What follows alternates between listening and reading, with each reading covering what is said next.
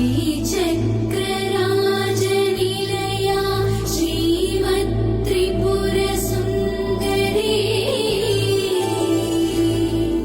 श्रीशिवा शिवशक्त्यैकरूपिणी ललिताम्बिका एवं श्रीललिता देव्या नाम्नां सहस्रकं जगुः।